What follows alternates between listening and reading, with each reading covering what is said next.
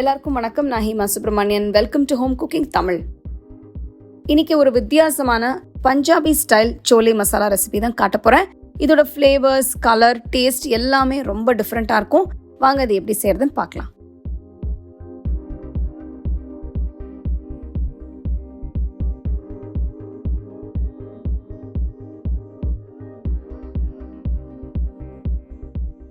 நான் இன்னைக்கு 2 கப் கொண்ட கடலையை முன்னாடி நாள் நைட்டு ஊற வச்சு எடுத்து வச்சிருக்கேன். இப்போ இது நம்ம குக்கரில் போட்டு வேக வச்சுக்கலாம். தேவையான அளவு தண்ணியை ஊற்றி சன்னா மசாலாவுக்கு நல்ல கலர் கிடைக்கிறதுக்காக நான் டீ பேக் ஆட் பண்ணுறேன். நெக்ஸ்ட் இதில் ஒரு துண்டு பட்டை, அப்புறம் பிரியாணி இலை போடுங்க. அடுத்து 1 டீஸ்பூன் உப்பு, 1 சிட்டிகை பேக்கிங் சோடா சேர்த்து நல்லா கலந்து குக்கரை மூடி ஒரு 4-5 விசிலுக்கு வேக விடுங்க.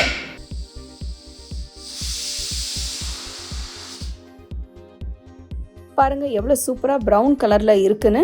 இதில் இருந்த டீ பேக், பிரியாணி இலை, பட்டை எல்லாத்தையும் எடுத்துட்டு தனியாக வச்சுருங்க. அடுத்து சன்னா மசாலா பண்ணுறதுக்கு நல்ல அகலமான கடாயில் 2 டேபிள் ஸ்பூன் எண்ணெய் ஊற்றுங்க. நெக்ஸ்ட் இதில் பட்டை, பிரியாணி இலை, சீரகம் போடுறேன். அடுத்து 2 பெரிய வெங்காயம் பொடியை நறுக்கினது சேர்த்து நல்ல கோல்டன் ப்ரௌன் கலருக்கு வதக்குங்க. நெக்ஸ்ட் 1 டீஸ்பூன் இஞ்சி பூண்டு பேஸ்ட் சேர்த்து நல்லா மிக்ஸ் பண்ணுங்க. 2 பெரிய சைஸ் தக்காளி நறுக்கினது சேர்க்குறேன். தக்காளி நல்லா சாஃப்டாக ஆகிற வரைக்கும் வதக்குங்க. 2 பச்சை மிளகாய் கீரி போடுங்க. இப்போ நம்ம மசாலாஸை ஆட் பண்ண ஆரம்பிக்கலாம். ஃபர்ஸ்ட் 1/2 டீஸ்பூன் மஞ்சள் தூள், 2 டீஸ்பூன் மிளகாய் தூள், 1 டீஸ்பூன் தனியாத்தூள், 1 டீஸ்பூன் சீரகத்தூள், 1/2 டீஸ்பூன் கரம் மசாலா தூள், 2 டீஸ்பூன் ஆம்ச்சூர் பவுடர் போடுங்க. எல்லாம் சேர்த்து நல்லா மிக்ஸ் பண்ணுங்க. இப்போ 1 டீஸ்பூன் உப்பு போட்டு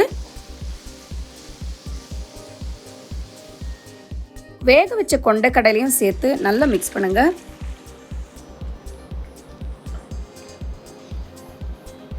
ஒரு கப் தண்ணி ஊற்றி கடாயை மூடி வச்சு ஒரு 10 நிமிஷத்துக்கு மீடியம் ஃப்ளேமில் வேக விடுங்க.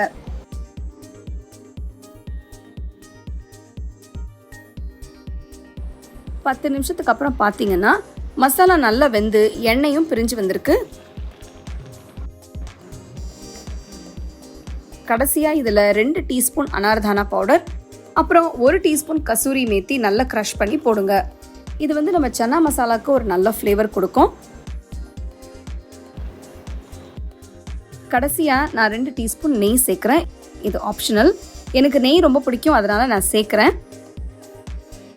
இப்போ நம்மளோட சன்னா மசாலா ரொம்பவே சூப்பராக ரெடி ஆயிடுச்சு.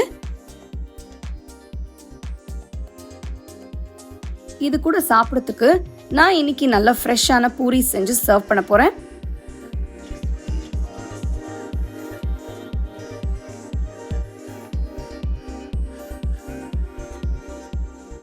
நல்ல சூடான பூரியோட பஞ்சாபி சோலே மசாலா ரொம்பவே சூப்பரான காம்பினேஷனாக இருக்கும்.